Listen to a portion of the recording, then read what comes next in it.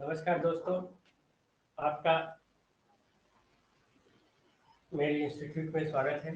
This particular institute is in English medium and we are going to cover up the syllabus of GS paper 1. World history already had started and we are going to start a new thing, that is GS paper 1 में we will see that a topic which consists of art and culture. Art and culture we have to cover from ancient to modern, complete art and culture. World history classes will be running separately.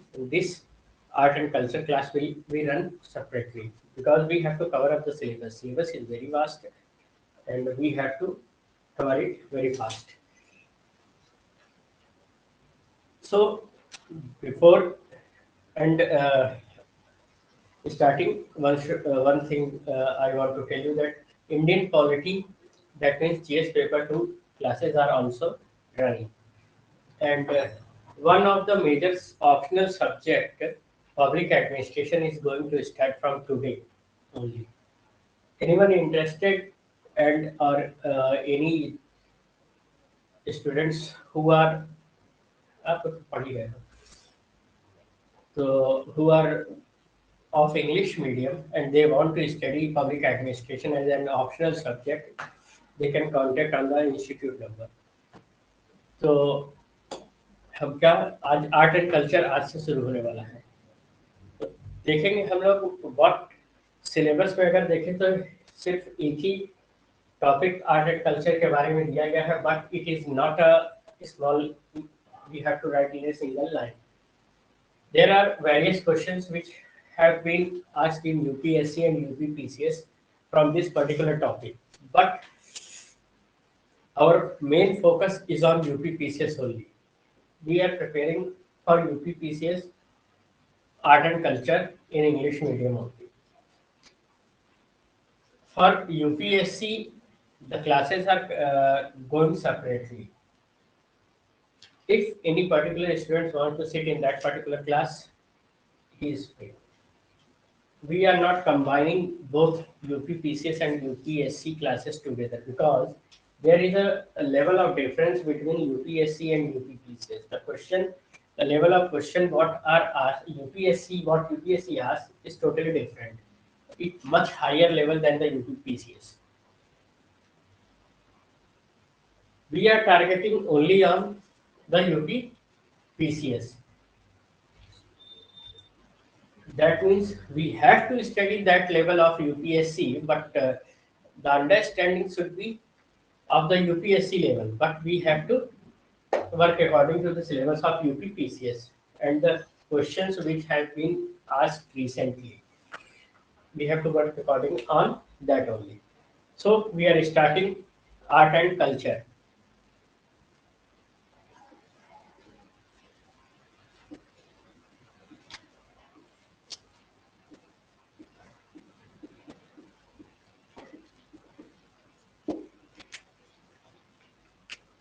Why study of art and culture is necessary?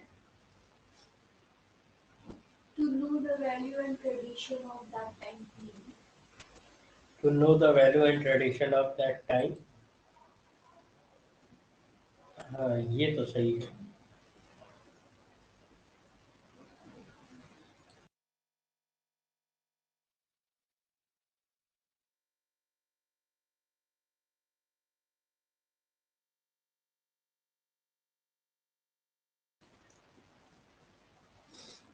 ठीक है, समझ में आया ना कि why art and culture is necessary. तो या एक तरह से कहो what do you mean by an art और a culture. Art is a expression of creativity. ठीक है, what do you mean by art. Art is an expression of creativity. What do you create in mind and present. It's a creativity. That means the presentation and expression of creativity is a art. ठीक है. And what is a culture? Then if it is a art is a creativity, then what is a culture? Culture is a way of life. Culture is a way of life. What we are. Culture is a way of life. What we are. That means culture is an inheritance. Culture is an inheritance.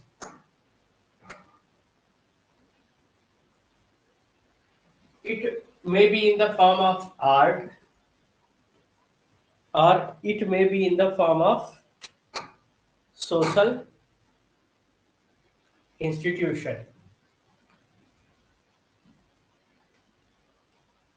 That means art के बारे में समझ लिया, creativity and culture is an inheritance in the form of art, और दूसरा in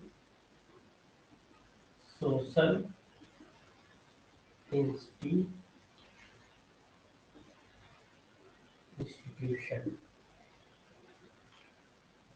ये दो चीज बहुत इंपॉर्टेंट है. क्यों? क्योंकि we are while studying this particular art and culture, we have described what form of art, that means on what form of culture. Culture may be a art, it may be a social institution. अब social institution कैसे, है ना?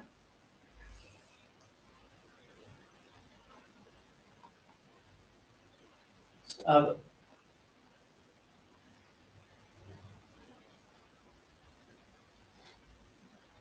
Social institution इस तरह से कि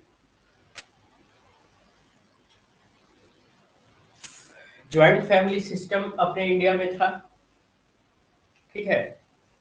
families के लिए सैक्रिफाइस करना, it was the culture of our country. भाई परिवार के सुख के लिए ही आदमी काम करता है. Second thing, marriages are happened, these are social institutions, ठीक है. Looking after the properties, values, customs, traditions, all these are social institutions. Various type of fairs and institution, पहले मेले लगते थे गांव-गांव में, फेस्टिवल्स होते थे तरह तरह के. ये इन सब से क्या पता चलता है? कल्चर पता चलता है.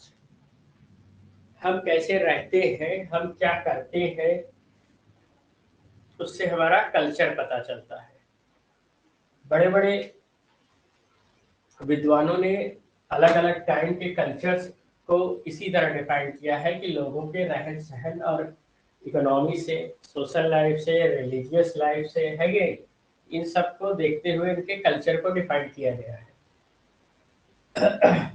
क्या पहनते थे, ड्रेस पैटर्न भी उसमें आ जाता है. अरे अपने इंडिया में देखो, कश्मीर में चले जाओ अलग ड्रेस पैटर्न है, पंजाब में आओ अलग है, हरियाणा में आ जाओ अलग है, यूपी बिहार में अलग पैटर्न है कि नहीं. एमपी महाराष्ट्र और इधर चले जाओ अलग है, साउथ में अलग है. इसलिए जो ड्रेस पैटर्न है अपने अपने रिलीजन और अपने अपने ग्रुप्स का एक कल्चर डिफाइन करता है, ठीक है ना.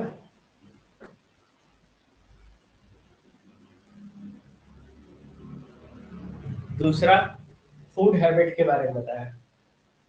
फूड हैबिट में भी कल्चर डिफाइन होता है. आजकल एक चैनल मूवी पे बहुत आता है फूड फूड करके, उसमें दिखाते क्या है कि दो इंडियंस है, वो घूम घूम के इंडिया में हर जगह के खाने को खाते हैं. राजस्थानी थाली अलग है, गुजराती थाली अलग है, बंगाली थाली अलग है, बिहारी का लिट्टी चोखा अलग है, यूपी का और प्रयागराज का दाल भात चोखा अलग है.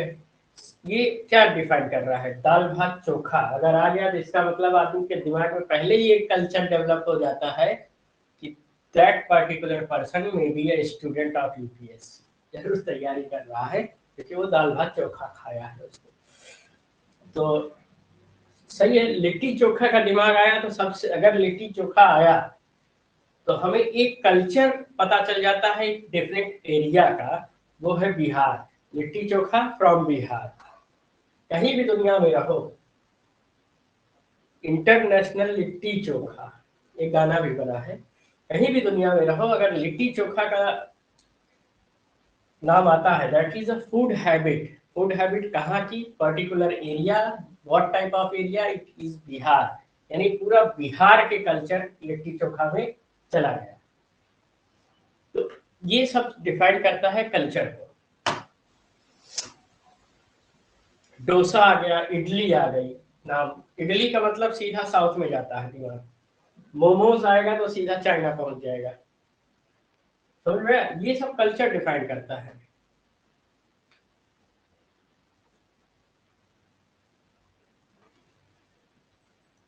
उसके बाद लिविंग पैटर्न क्या है, कल्चर और कहां से पता चलता है, what is the living pattern, types of houses, ये आर्ट और कल्चर, इससे दोनों पता चल जाते हैं। What type of houses are made by the peoples in different type of areas. South में चले जाइए, वहां पे डिफरेंट तरह से हाउस बने, नॉर्थ में आ जाइए डिफरेंट तरह से है, राजस्थान जाइए डिफरेंट है, हरियाणा जाइए वहाँ का रहना सहना, हाउस बनाने का स्ट्रक्चर अलग है कि नहीं, बंगाल में जाइए अलग है, नॉर्थ ईस्ट जाइए अलग है। That means culture is totally influenced by geography, है कि नहीं। जहाँ की जैसी ज्योग्राफिकल कंडीशन, वहां का कल्चर उसी हिसाब से चेंज हुआ है, ठीक है। अब सपोज करो तुम अंटार्कटिका में रह रहे हो, ठीक है।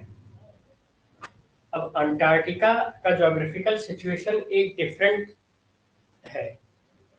अब वहां पर तुम लुंगी पहन के ध्यान तो नहीं लगाओगे ना, क्योंकि वहां का कल्चर ही अलग है। और यहाँ जो धान लगाया जाता है, खेतों में मजदूर लगाते हैं, इनका कल्चर अलग है। इनका उठना बैठना खाना पीना नोटिस करो तो इनके कल्चर में, वहां का एस्किमोस कल्चर है तो 24 घंटा ढके रहते हैं अपने आप को, बाहर नहीं निकलते बराबर।